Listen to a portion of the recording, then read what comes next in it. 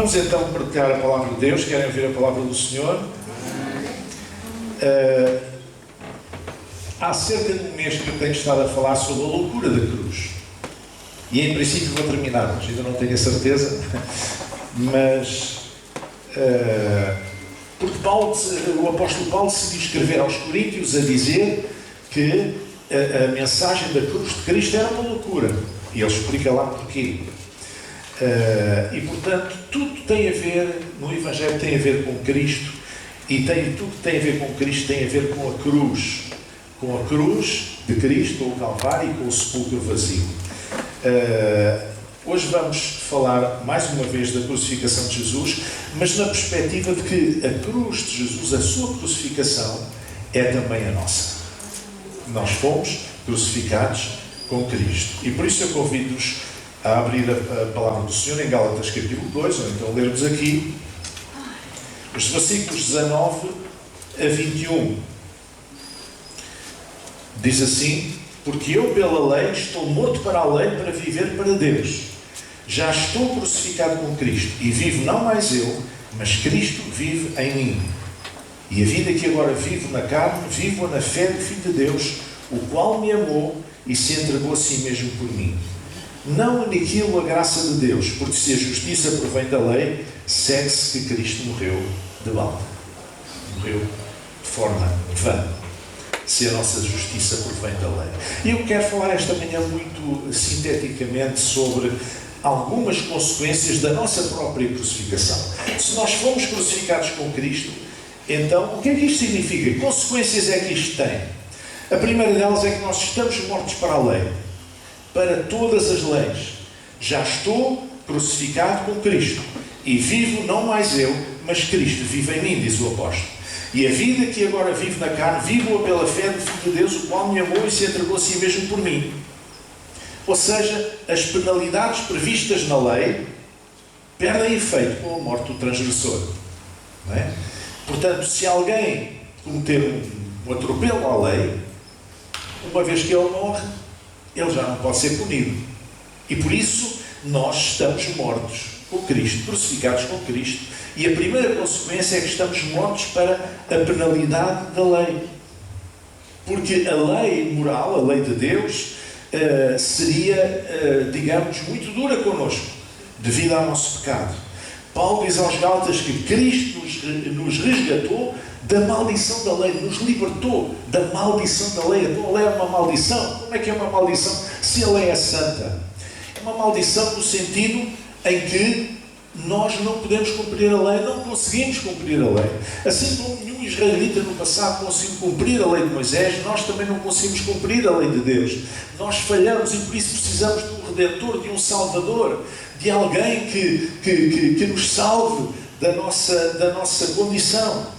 Então Cristo veio fazer isso, veio nos libertar, veio nos resgatar da maldição da lei. Como? Fazendo-se maldição por nós, porque está escrito: maldito todo aquele que for pendurado no madeiro. Então nós estamos mortos para a lei. Versículo 19: estou morto para a lei para viver para Deus. Portanto, a primeira consequência da nossa crucificação com Cristo é que não podemos ser condenados. E portanto a Bíblia diz que Satanás é o nosso acusador, não é? É o nosso acusador. E portanto, quando você se sente acusado, quando você se sente que há ali uma vozinha na sua cabeça a dizer: tu não prestas, tu fizeste isto, tu fizeste aquilo, tu és assim, tu és assado, não aceite isso. Em nome de Jesus, diga: para trás de mim, Satanás, porque eu estou morto para a lei, mas estou morto para a lei para viver para Cristo. A segunda consequência é a renúncia. Se eu estou morto com Cristo, então eu tenho que ter uma atitude de renúncia. Vivo não mais eu, mas é Cristo que vive em mim. Eu renuncio a viver por mim mesmo. Já não sou eu que mando, já não sou eu que me oriento, já não sou eu que digo o que é que devo fazer, mas é Cristo que vive em mim. E este princípio da renúncia é um princípio divino, porque o próprio Cristo exemplificou. Diz lá aos Filipenses que Cristo, sendo em forma de Deus, não teve por usurpação ser igual a Deus, mas esvaziou-se a si mesmo, renunciou a si mesmo, esvaziou-se a si mesmo, tomando a forma de servo. Ele que é o Senhor dos Senhores, tomando a forma de servo. Alguns possivelmente não vieram hoje porque estão a seguir as exéquias da Rainha Isabel na televisão, da Rainha de Inglaterra, como se ainda não bastasse, não é? E eu diria que se aquela devoção toda que aquelas pessoas mostram para uma rainha, uma simples mulher, um ser humano, fosse os cristãos tivessem a mesma devoção a Jesus, a igreja seria bem diferente. Amém? O princípio da renúncia é divino. Jesus deu o exemplo. Esvaziou-se a si mesmo, tomando a forma de servo, fazendo-se semelhante aos homens. Servo aqui quer dizer escravo. Fazendo-se semelhante aos homens. Não só foi exemplificado por Jesus, mas o princípio da renúncia foi mesmo ensinado por Jesus. Jesus ensinou que nós temos que renunciar. Disse Jesus aos seus discípulos, Mateus 16, se alguém quiser vir após mim, renuncie a si mesmo. Renuncie-se a si mesmo. A primeira condição é renunciar-se a si mesmo. Tome sobre si a sua cruz e siga-me, porque aquele que quiser salvar a sua alma, a sua vida, perdê-la-á, e quem perder a sua vida por amor de mim, achá-la. Então, nós temos que renunciar a nós mesmos. Isto foi um ensino de Jesus. Foi exemplificado por Ele e foi ensinado por Ele. Por isso a fé cristã implica sempre renúncia. Sempre renúncia. O maior dentre vós será vosso servo, disse Jesus. E o que assim mesmo se exaltar será humilhado. E o que assim mesmo se humilhar será exaltado. Mateus 23. Então, este é um princípio que Jesus viveu, que Jesus exemplificou, que Ele ensinou, e a fé cristã implica esta renúncia. Se alguém quiser vir após mim, renuncie a si mesmo. Será que nós estamos a fazer isso? Esta é a segunda condição que decorre da nossa crucificação com Cristo. Já estou crucificado com Cristo. Já estamos crucificados com Cristo. A terceira consequência é a consequência de representação. Nós somos representantes de Jesus. Nós morremos com Ele para agora vivermos de outra forma e o podemos representar no mundo dos homens. Cristo vive em mim. Não mais eu, mas Cristo vive em mim. Isto significa que tenho que ver Deus em mim para que os outros também o possam ver. Para que os outros também possam ver Deus em mim. Eu sou um representante, um embaixador de Cristo. Está escrito assim, que se alguém está em Cristo, nova criatura é, e as coisas velhas já passaram, eis que tudo se fez novo.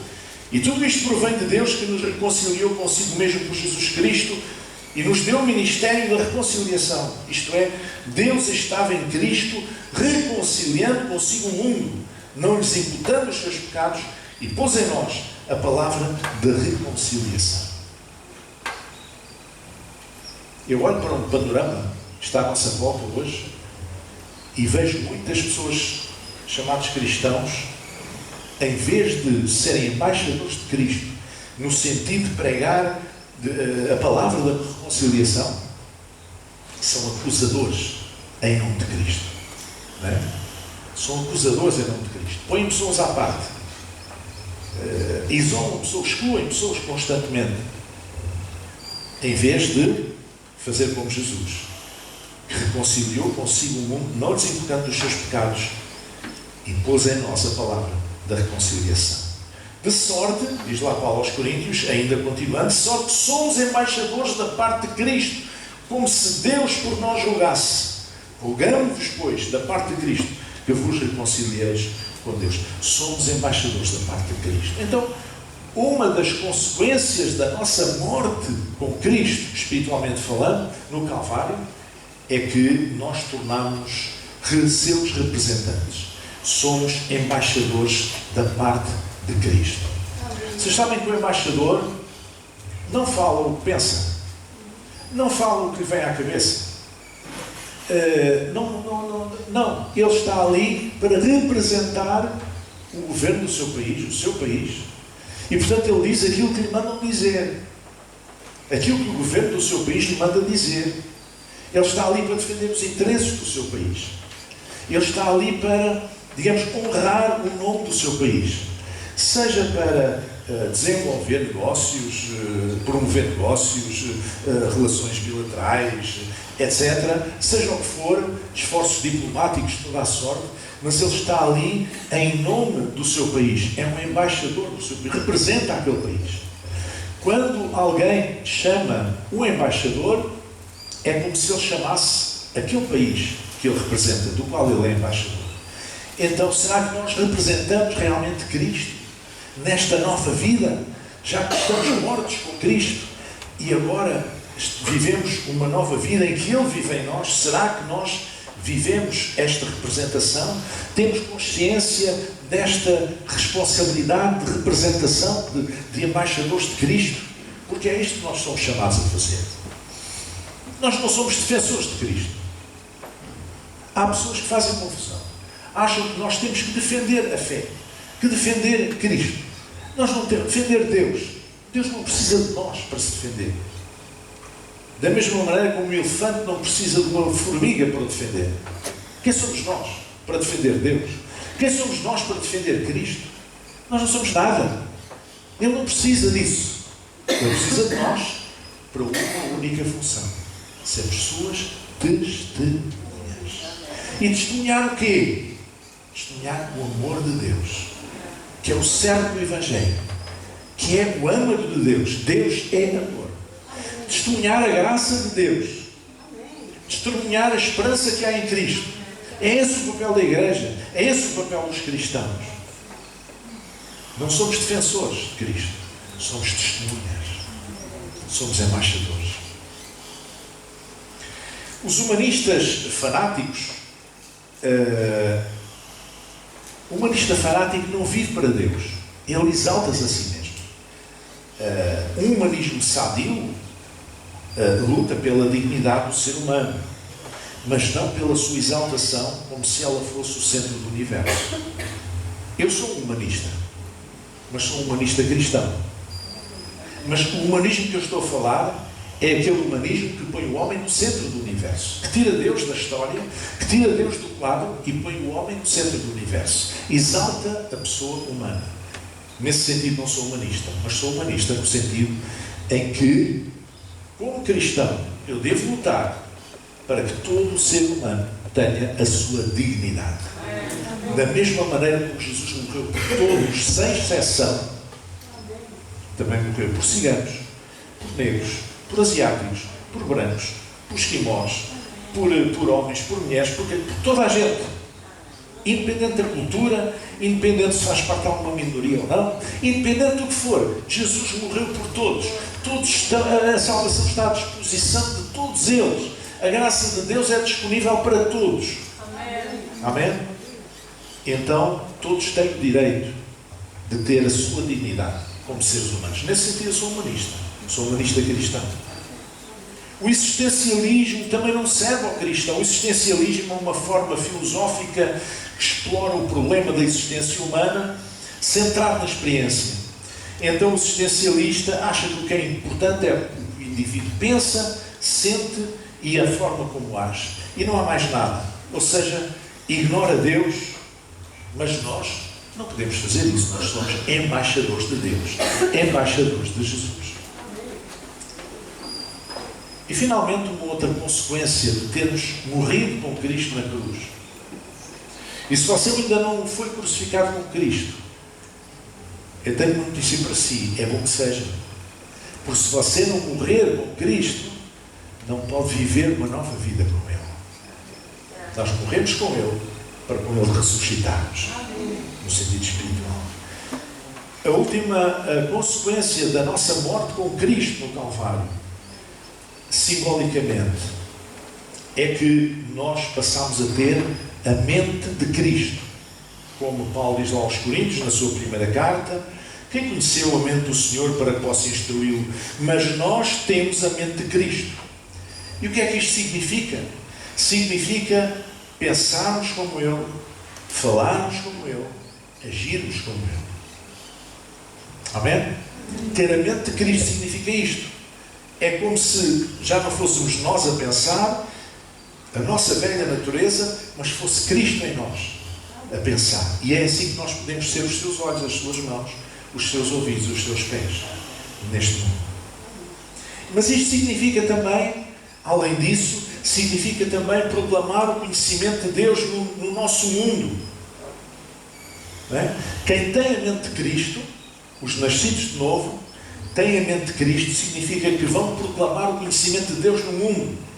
Paulo dizia lá em 2 Coríntios capítulo 10, andando na carne, como seres humanos, nós não militamos segundo a carne, porque as armas da nossa milícia não são carnais, mas sim, não são humanas, mas sim poderosas em Deus para a destruição das fortalezas. Está a falar das fortalezas espirituais. Destruindo os conselhos e toda a altivez que se levanta contra o conhecimento de Deus. E levando cativo todo o entendimento à obediência de Cristo. Só que as armas não são carnais. É por isso é que não faz sentido. Agora há um filme aí que é deslustroso para o Evangelho. Então vamos fazer todos uma manifestação à porta do cinema, vamos dizer que eles são os sacrílegos e não sei o quê. Se você não quer, não ver o filme. O que é que tem que fazer? O que é que tem que ir fazer manifestações para a porta do cinema? Não se as nossas armas da nossa milícia não são carnais, caramba. Não são humanas. Não é assim que vamos lá. Em vez de ir fazer manifestações para a porta do cinema, dobra o seu joelho e ora a Deus. Para que Deus ilumine aquelas pessoas. Para que saiam da confusão. Para que o Espírito Santo possa revelar-se àquelas pessoas. As nossas armas não são carnais, não são humanas. Nós estamos no mundo, mas não lhe pertencemos. Não temos que lutar com as armas do mundo. As nossas armas são outras. São armas espirituais. É claro que não são menos eficientes.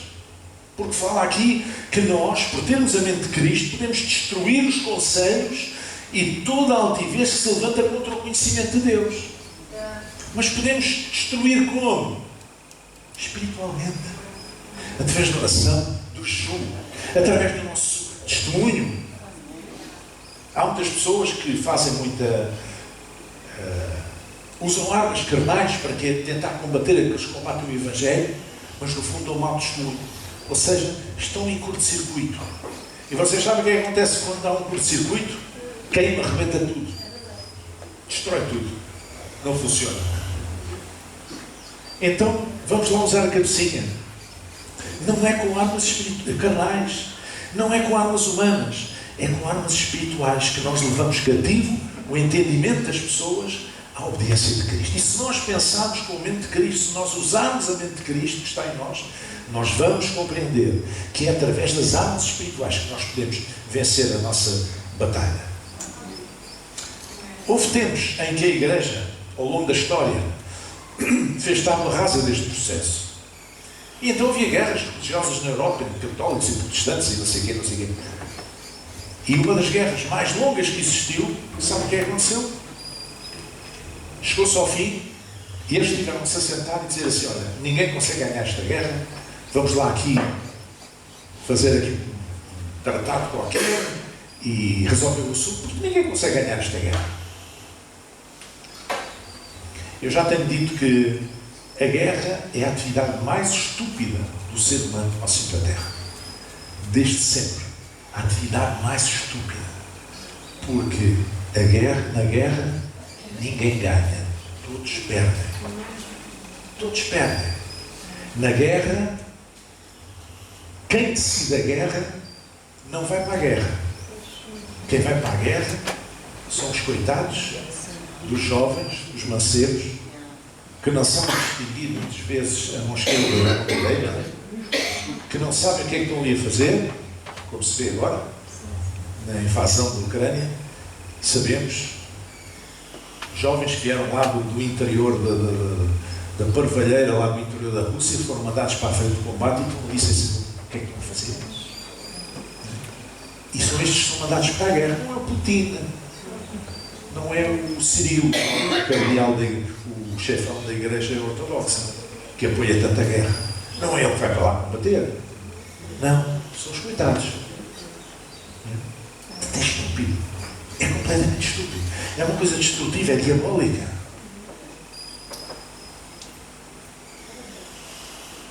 Nós morremos com Cristo e ressuscitamos com Ele para uma nova vida. Amém?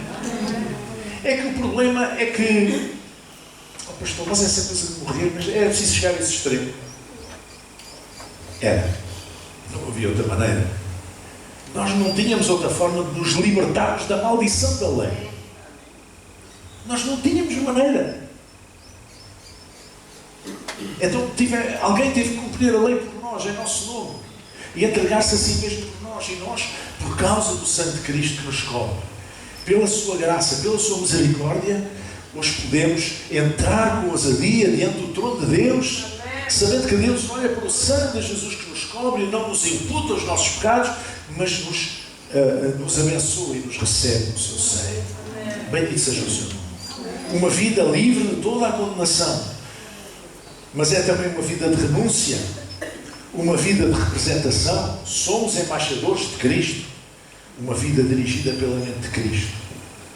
E quando nós começarmos de facto a cumprir isto, a sujeitar todo o conhecimento, a destruir todos os conceitos e toda a altivez que se levanta contra o conhecimento de Deus, quando nós começarmos a levar cativo o entendimento à audiência de Cristo, quando nós, com as armas espirituais que nos foram dadas, lutarmos para que as pessoas mudem o seu parecer, mudem o seu pensamento, o seu entendimento e mudem o seu coração, para que Deus possa trabalhar na vida delas e mudá-las, então nós ganhamos essa batalha.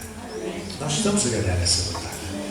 Os mais antigos sabem perfeitamente que muitos testemunhos que ouvimos ao longo da história de pessoas que oraram durante anos para a salvação de determinadas pessoas, que não eram crentes, que não queriam saber do Evangelho. E um dia, quando menos esperaram, aquelas pessoas converteram-se a Jesus. Houve uma senhora no Canadá que orou durante 14 anos por um jovem que ela conhecia. Esse jovem chamava-se George Vower.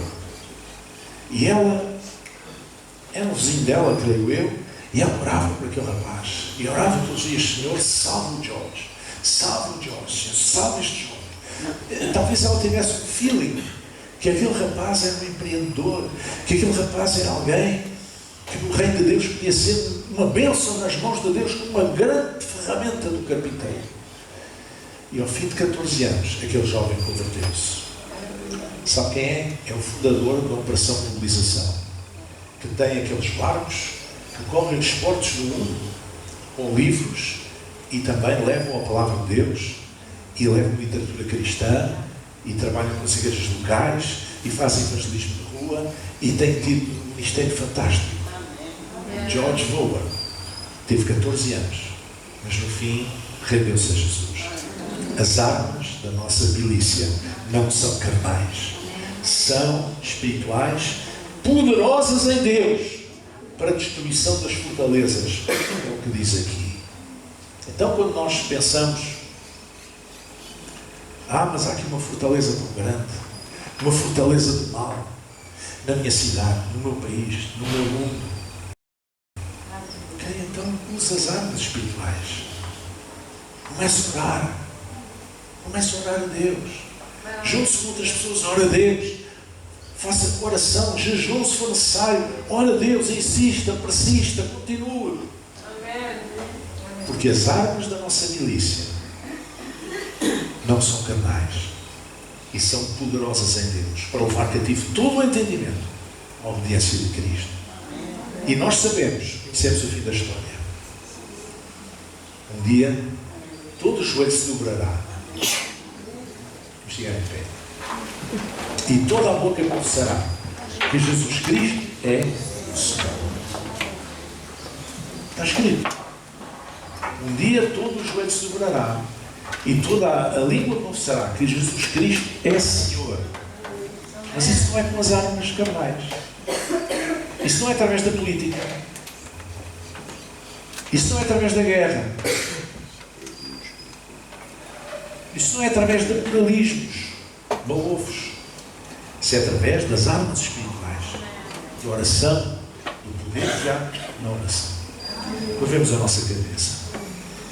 Senhor nosso Deus e Pai, esta manhã nós te agradecemos, Senhor, por esta graça de podermos ter sido crucificados contigo, Senhor, e também termos nos suscitado contigo para uma vida nova, Senhor.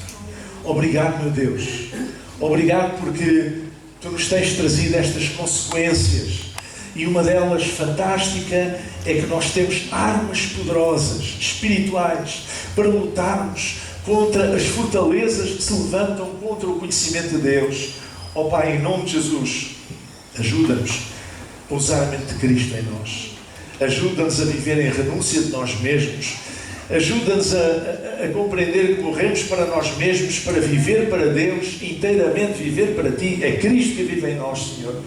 Ajuda-nos verdadeiramente, Senhor, para que nós possamos vencer esta batalha e um dia todo o joelho se dobrará e toda a língua confessará que Jesus Cristo é Senhor.